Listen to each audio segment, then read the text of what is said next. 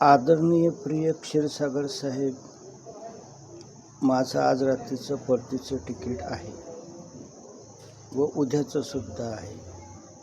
परंतु मी एकंदरीत चिंतन केलं की बाबा उद्या सकाळी येणार आहे, म्हणजे निश्चितच आईचे आशीर्वाद तुमच्या जावई बापूला व शुभांगीला आहे.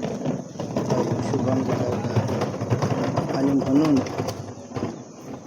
मी आज संध्याकाळी 8 ते 10 वाजेपर्यंत जावई बापू, शुभांगीताई व इतर 2-3 होतकरू गुणवान शेतकरी यांना सुभाष पाळेकर कृषी पद्धती सोप्यातल्या सोप्या भाषेत समजावून सांगेन.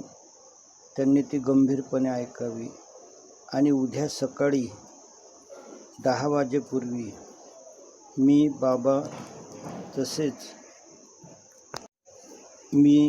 तसेच आज जे रात्री 3-4 जण उपस्थित असतील, आम्ही शेतावर सहज फेरी मारून येऊ असं ताईला सांगा की काका जे सांगतील ते मन लावून आज ऐकून घे. आणि तुला तशी सुभाष पाळेकर कृषी पद्धती शेती करायची नाही, फक्त निर्मळ शांतपणे ऐकून घ्यायचं आहे. विचार झाल्यास जून 27 कडे म्हणजे 1.5 वर्षानं विचार करेल.